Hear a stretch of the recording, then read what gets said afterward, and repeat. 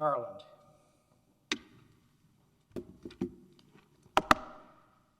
And I'm going to ask you to pronounce your name because otherwise I'll mess it up. Smaranda Draghia. Draghia? Draghia. Good. Welcome.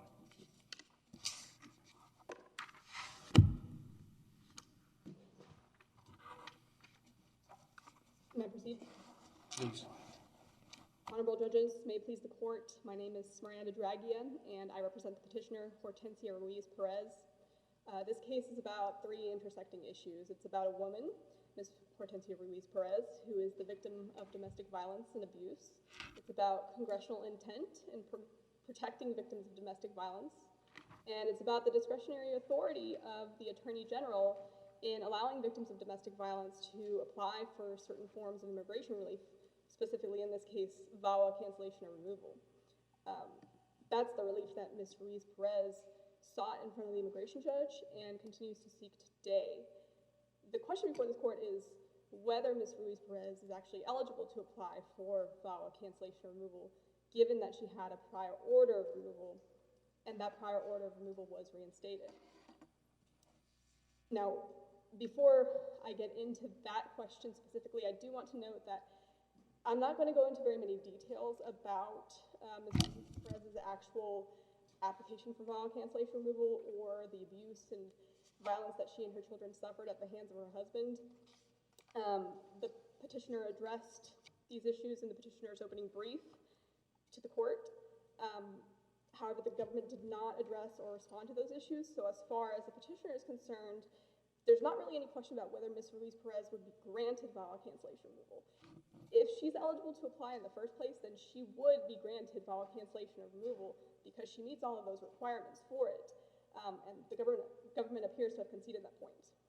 So, I mean, the issue, that issue is not really before us. Exactly. The government will confirm whether it concedes that or not, but I doubt that the issue is before us. But your point is taken. There's argument not joined on that issue. Yes. So, of course, I'll be focusing on the question of whether Ms. Ruiz-Perez can actually apply for Vawa cancellation or removal. And really the question is whether the immigration judge can give her permission to apply. The petitioner, of course, is arguing that yes, the immigration judge can give her permission to apply, and this is why. The Violence Against Women Act explicitly gives the immigration judge the discretion to consider Vawa applications after an order of removal, and that's in Section 813B of Title 8. That section specifically says discretion to consent to an alien's reapplication for admission. In general, the Secretary of Homeland Security, the Attorney General, and the Secretary of State shall continue to have discretion to consent to an alien's reapplication for admission after a previous order of removal, deportation, or exclusion. And I think it's really important to also mention the second part of that section, which is the sense of Congress. It's the sense of Congress that the officials described in paragraph 1 should particularly consider exercising this authority in cases under the Violence Against Women Act of 1994. So in other words, Congress wanted immigration judges and officers to be able to allow women to apply for Vawa cancellation removal after an order of removal or deportation. While we're talking about the order of removal, can you help me understand our jurisdiction over your petition? So I'm looking at your jurisdictional statement on page 1 of your brief. Yeah. And it says, this appeal is pursuant to Section 242A of the INA, codified at 1252A. So can you help me understand, I'm looking at 1252A, can you help me understand what part of 1252A you think gives our court jurisdiction over your petition? Yes, Your Honor. Essentially, cases that are on review from the Board of Immigration Appeals are, this is a judicial order of removal. So this court has the ability to review those orders of removal. The BIA agreed with the immigration judge to reinstate that order of removal, and so this court has the ability to review that order of removal. Can you help me understand? I'm looking at the text of it. So yes. This is 1252A1, and it says that we can perform judicial review of a final order of removal. Is there any other text in 1252A that you're relying on?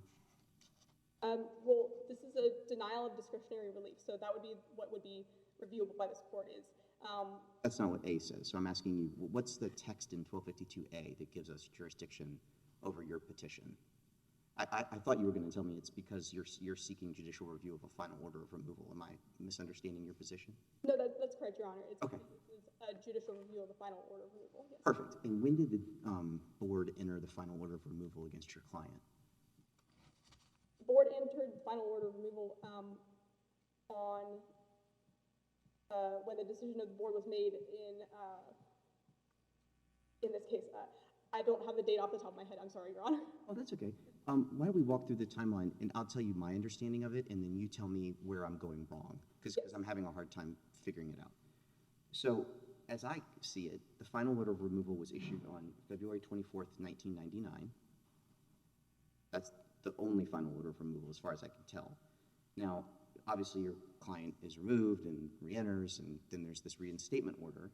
So there's a reinstatement order on June 11th, 2019.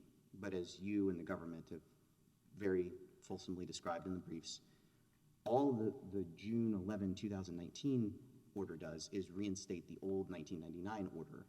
Have I gone astray yet? Or are we still on the same page? No, we're on the same page, Your Honor. Okay, great.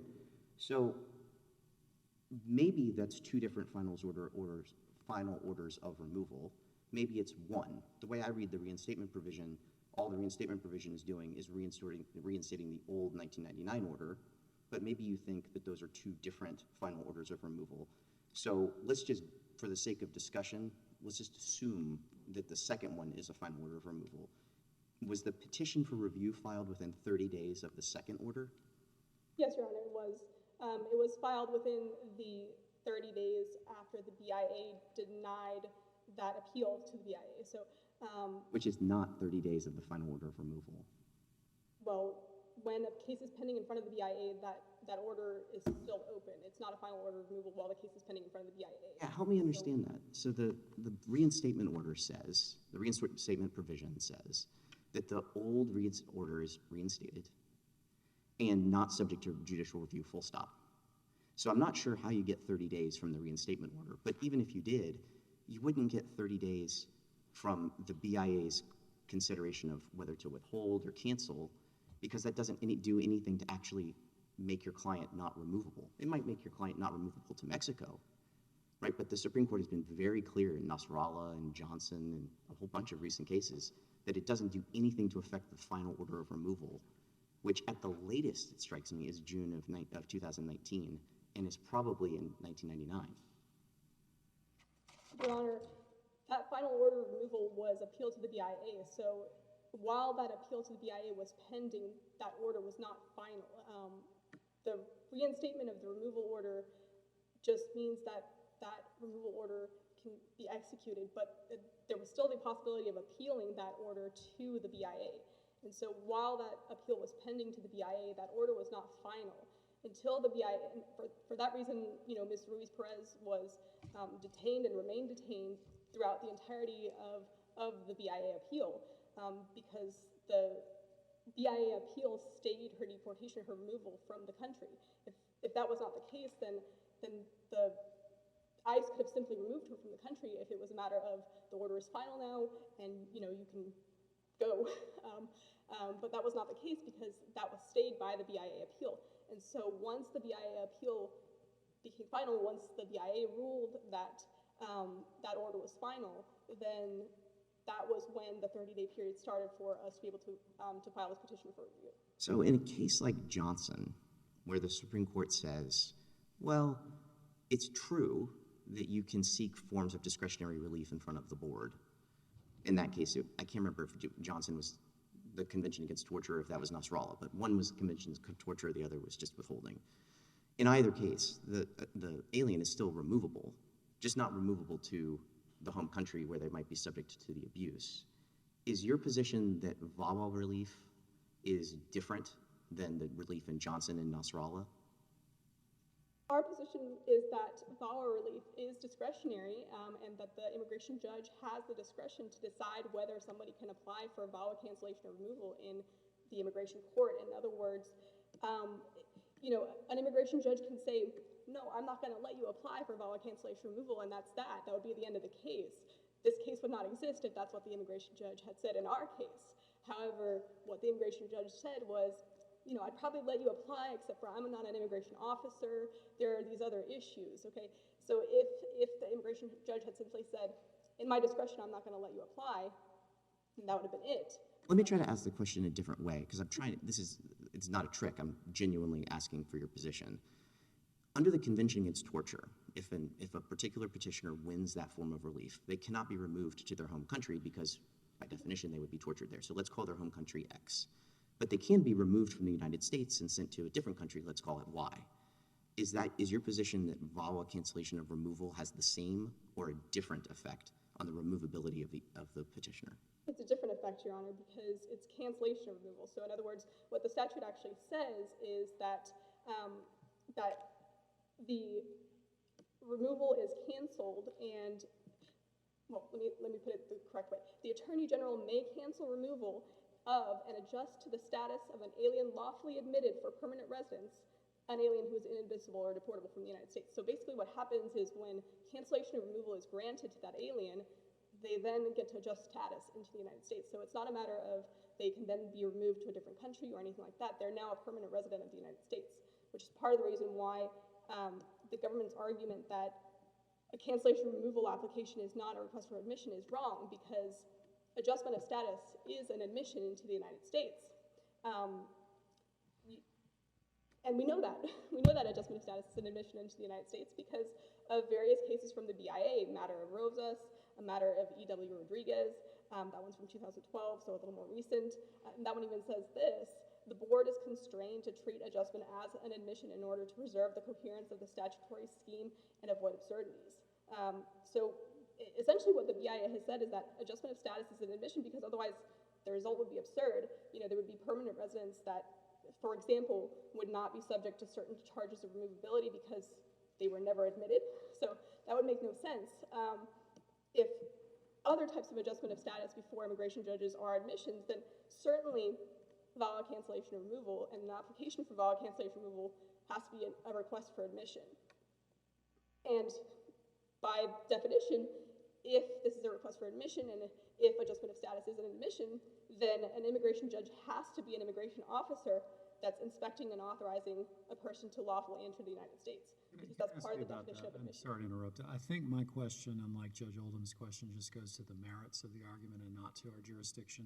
Okay. So, as I understand it, and correct me if I'm wrong, the government's arguing that Section 1231A5 bars, because it says, you know, if there's been a reinstatement of the removal order, quote, the alien is not eligible and may not apply for any relief under this chapter, and the alien shall be removed. Now, is the government arguing, I think, that that bars VAWA special cancellation? Is that right? That is the government's argument, yes. So I'd like to hear your response to that specific argument based on that statute. Yes, Your Honor, and the response to that is that, well, there's two responses to that. First off, there's multiple exemptions from INA 241A5. For example, in the CAR applications, the Nicaraguan Adjustment and Central American Relief Act, somebody who applies for that is not subject to that reinstatement bar. That's an exemption from that section. Correct, yes. And so in the same way, the VAWA creates an exemption to the reinstatement bar. It's just a little bit different because this exemption under VAWA is discretionary. So okay, how do I know that? I know how the Nicaragua provision you just referred to creates an exception, right? Because it says it does. Right, correct. So how can I tell that the VAWA is the same as that? Because it says it does. The VAWA says that the Attorney General, specifically the Attorney General in this case because we're talking about immigration court and that's the person that oversees the immigration court, has the has the discretion to consent to an alien's reapplication for admission after a previous order of removal, deportation, or exclusion. Okay, why should I think that this is a reapplication for admission? Maybe you were addressing that earlier and I just missed it, but why is this a reapplication for admission? Because this is an application for cancellation removal, which when cancellation removal is granted, then that person gets to adjust status. And so because adjustment of status is an admission into the United States, it's an admission as a lawful permanent resident, then necessarily the application for cancellation removal must be a request for admission. It must be the request to say, hey, cancel my removal and then adjust my status so that I can be a permanent resident of the United States. Okay, so that's your argument, that the request here for a special rule cancellation under VAWA is equivalent to an application for readmission, did you say? Yes, Your Honor, it is an application for readmission. And If it's not, if instead what it is relief under this chapter, then your client would be barred under 1231A5, right? well, and here's the other point of that, of the other part of that, Your Honor, is that the reinstatement statute appears to be contradictory to the VAWA statute, because the VAWA statute is saying that somebody should be permitted to reapply for admission into the United States. Once your client, let's say your client was removed, your client could apply for readmission under the VAWA provision, right? Separately from these proceedings. So if my client is removed, she would not be able to apply for VAWA outside of the country. The requirement for, I guess if you're asking if she could apply to USCIS for VAWA, Yes. No, she would not be able to. The person has to be inside this country to be able to apply for VAWA to USCIS. Okay, They're not able to you're apply. saying if she were removed, she could not apply for VAWA. Correct. Yes, that is correct. And what I'd like to also mention is that, you know, if the reinstatement statute is contradictory to the VAWA statute, when we look at it, we have to remember to interpret that the interpretation has to be favorable to remedial statutes. In other words, remedial statutes should be construed liberally in favor of their beneficiaries. In this case, construing the statute liberally doesn't mean that reinstatement is overridden or anything like that by VAWA. It just means that VAWA carves out an exception to that statute like many other statutes do. It looks like I've got about 15 seconds left, so if there is any further questions, I'm happy to take them now. Otherwise, I will yield the rest of my time. You have saved time for rebuttal, thank you.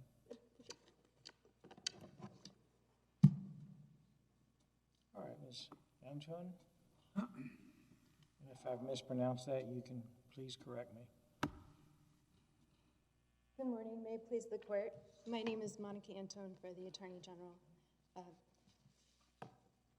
I'd first like to clarify on the point of conceding VAWA cancellation eligibility. The IJ did not address that issue, so it would not be appropriate for the Attorney General to do so at this stage. And only if the court determines that the IJ would have the authority to address it would the court have to send it back for that.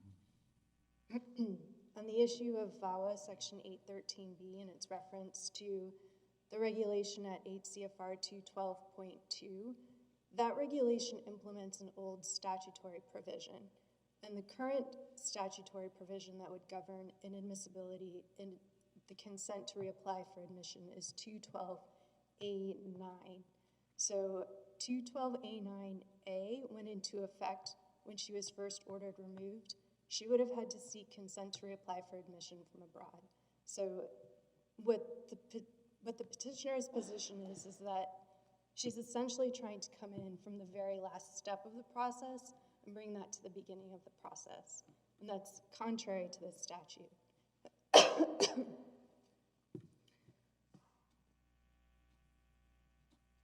On the issue of jurisdiction and the final order of removal, the reason the reinstatement decision is a final order of removal, as the court has previously addressed in the two decisions cited in the statement of jurisdiction, that reinstatement is essential to removability. Without it, DHS does not have removal authority solely on the basis of the prior order of removal.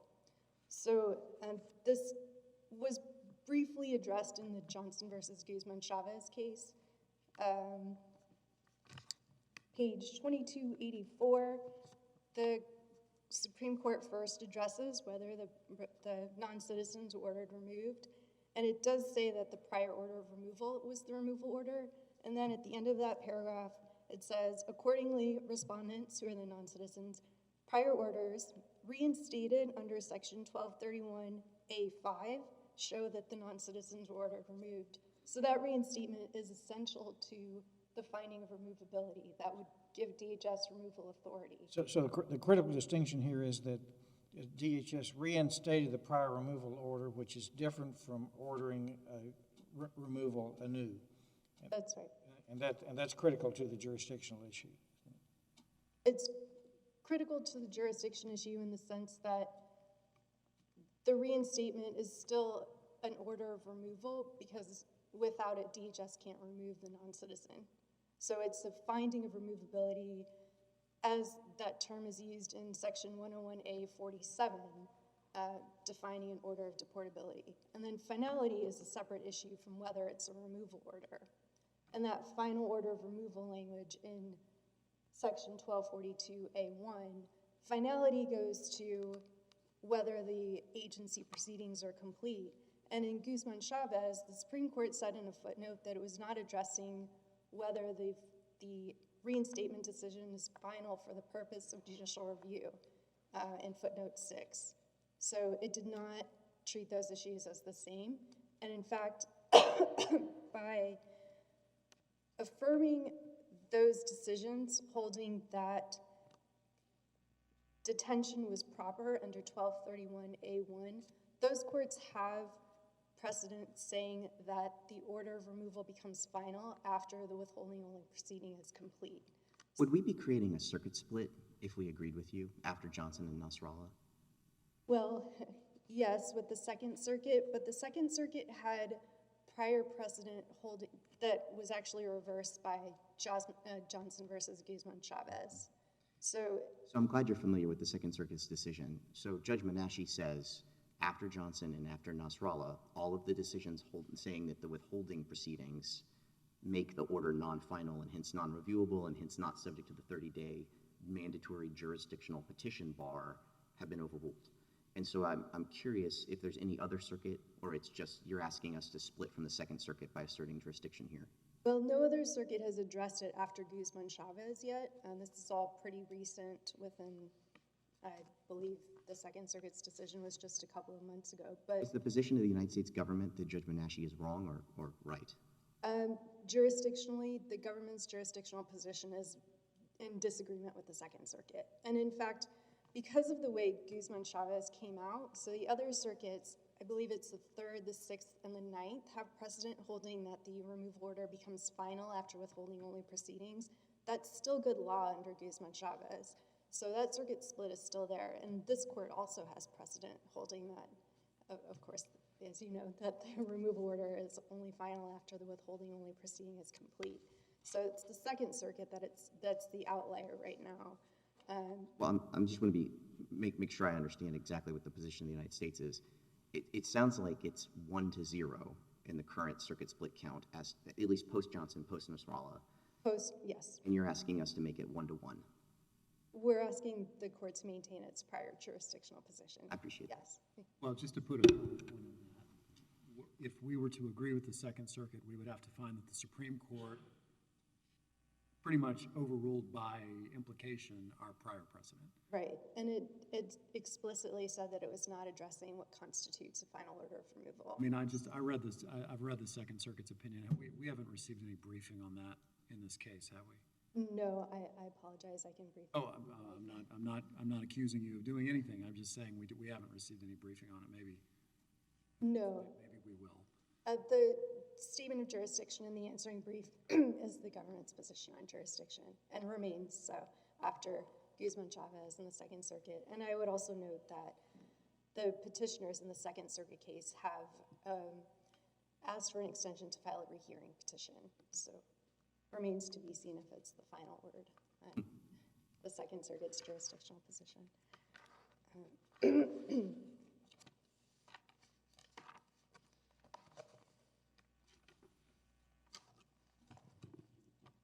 Well, if the court has no further questions, the government rests on the brief. And Well, that, could you? So I was probably ineptly trying to walk through the government's argument with respect to the merits of the case. Sure.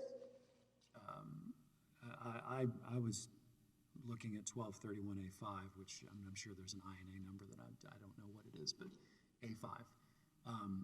And you heard the appellant's response to that argument with respect to the Vawa special rule cancellation. Are they correct, or does the government take a different view? I'm sorry, I didn't hear. Are they correct, or does the government take a different view? Right, so the government disagrees with that position. 1231A5, as the court interpreted it in Ramirez-Mejia, is clear that it bars any application or eligibility for relief. And that process set forth in the answering brief of 212A9, beginning with consent to reapply for admission, that has to come first. Once a non-citizen re-enters without gaining consent to reapply for admission and separately gaining admission, those are two separate processes. They are subject to reinstatement without having gone through both of those steps. So the consent to reapply for admission generally would require a waiting period, but there is an exception that would allow her to seek it sooner. Just look at 212A9. So, but the government's sort of bottom line on A5 is that when it says the alien is not eligible and may not apply for any relief under this chapter, that means that the Vawa special rule cancellation is not available to the petitioner in this case. Yes, that's correct, because as in Ramirez-Mejia with asylum, that would override the removal order. So unlike withholding, which is meant to be post-removal, it would completely get rid of the removal order. And it's true that being admitted for permanent residence constitutes an admission, but that's not the type of admission that would help her here, because she's coming in at the very end and trying to resolve a number of procedural hurdles with that last step. I see. Thank you. And if the court has no further questions, then the government rests. All right, thank you, Ms. Antoun. Ms. Draghia, you've saved some time for rebuttal.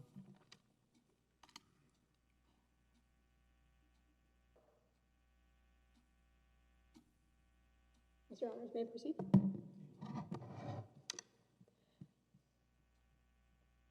So I think one thing that's important to address here is that Section 813B exists, and it does say that the Attorney General shall have discretion to consent to an alien's reapplication for admission after a previous order of removal, deportation, or exclusion.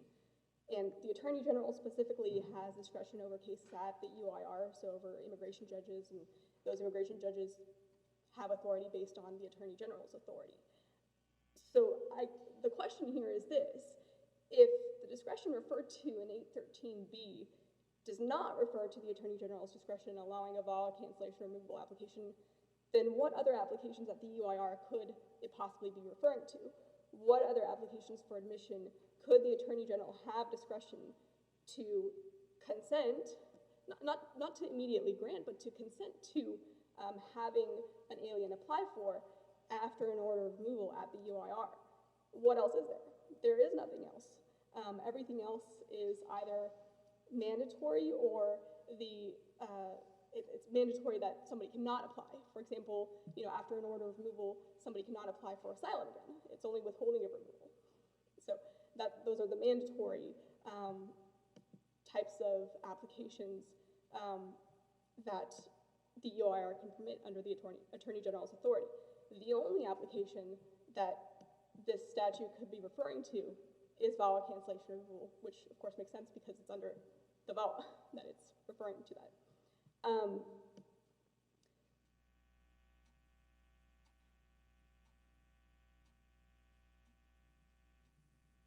And for these reasons, the petitioner respectfully requests that this court reverse the decision of the BIA and remand the case to the BIA with instructions to remand the case to the immigration judge. Thank you, Ms. Thank you. Draghia. Your case is under submission. Next case for today, Rost versus United States.